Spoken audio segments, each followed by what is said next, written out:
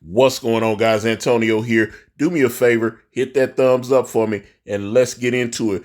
All right, so we're on Collider here, and they've got this article up about the new Zorro series that is on Amazon Prime. And the basic thing is, it's been on Prime for about 2 weeks. Nobody's talking about it. It's not getting the kind of traction that people were expecting. But there were certain things about the show that I didn't know before I watched, and I watched every episode. Now, to get it out the way, I actually enjoyed Zorro for the most part, but it has some issues that I think will make it difficult for American audiences to fully embrace it. It's a it's a Spanish language show, and they actually shot the show in Spain, which I thought was interesting because if you know Zorro was Zorro's in America. He was in California before it was America. That's, a lot of the Zorro stories are about him, fighting the Mexican soldiers.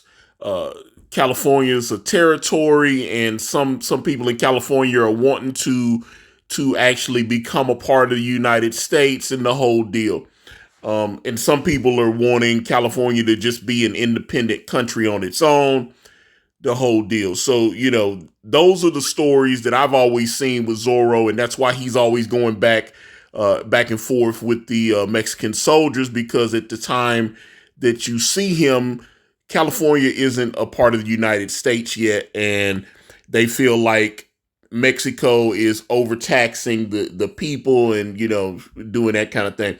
But what they do on Amazon show is, like I said, the show's shot entirely in Spanish, and then they dub it with a English language track. So I thought I did, like I said, I enjoyed the show.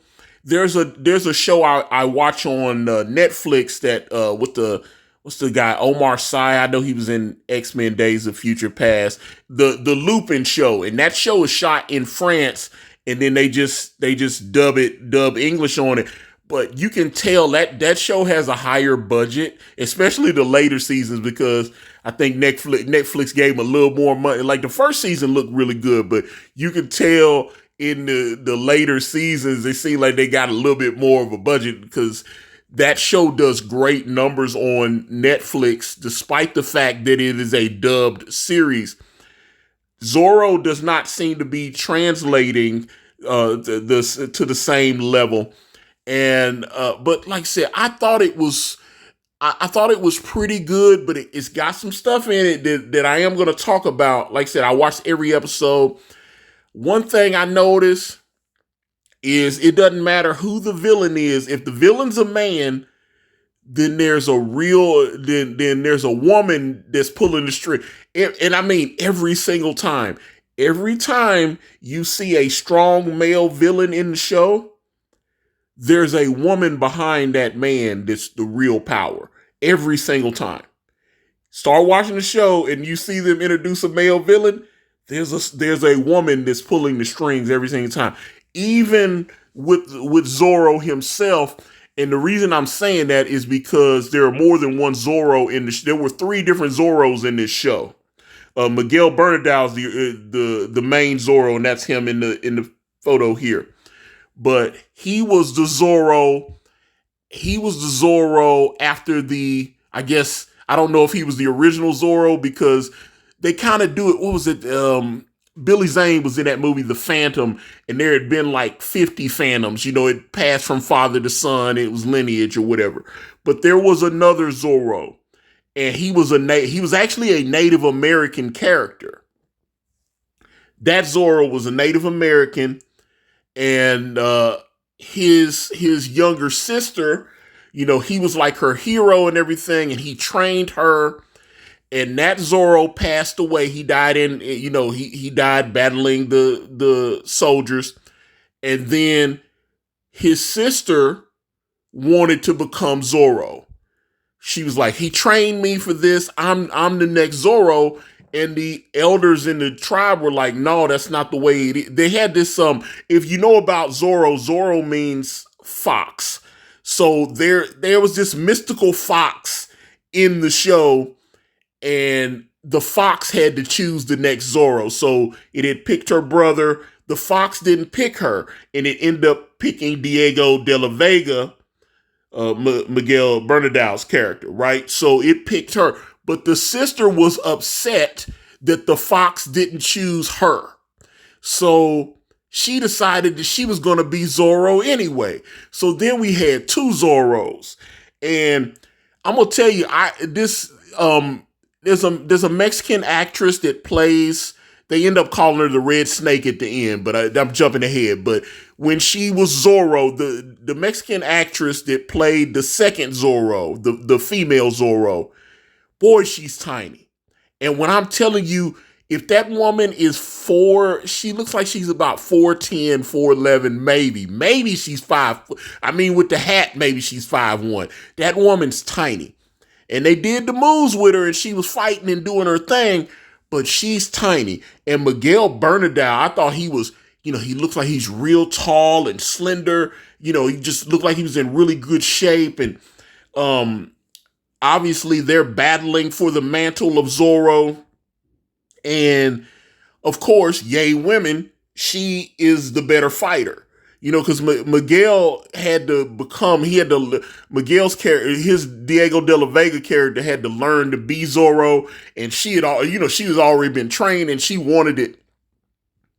And it's kind of like a Batman coming of age story where he's like, if you ever read Frank Miller's Batman Year One, where Batman isn't polished. He doesn't know everything yet. He studied some detective stuff. He studied some fighting stuff, but he doesn't have all the gadgets. He's not as smooth as the Batman that's in his prime. And he's been out here fighting crime for like 8-10 years or whatever. And he's battled the Joker and the Penguin and all this. So this is Diego de la Vega. He didn't want to be Zorro, but the fox picked him. And then, so it's kind of like that kind of thing. So then the female Zorro is like, you're a pretender and you shouldn't be Zorro. And the whole, like I said, it's worth watching. I need to say that. I did enjoy it, but it doesn't seem like it had the budget. And Amazon doesn't seem to be advertising it the same way. What was it, that show last year, Citadel? They also had the, what was that movie that the Russos did? I think it was called The Gray Man, which I actually, my wife and I both watched that movie and enjoyed it tremendously. But when all the Jack Ryan, whenever they were launching Jack Ryan, you see all these ads and it was just going crazy. They do not seem to be spending the advertising dollars to push Zorro the way they are these other shows.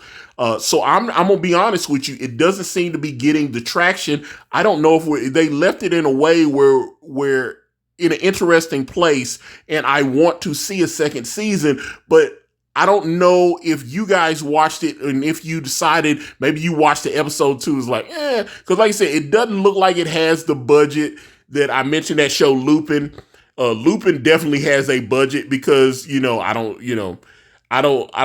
know how much they're spending, but it doesn't look as cheap as this show is. But I thought it was clever and it had some good points. But yeah, it definitely is. Like I said, if there's a strong male character, there's a woman that's real power behind the throne in every single instance.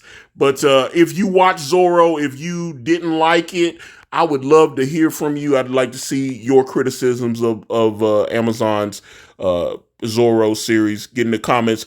Check me out. Facebook, Instagram. I'm on X. I'm on Threads. All at Ikari Press. IkariPress.com will take you to my comic brand, Way of the Gun. Check it out. I'm out.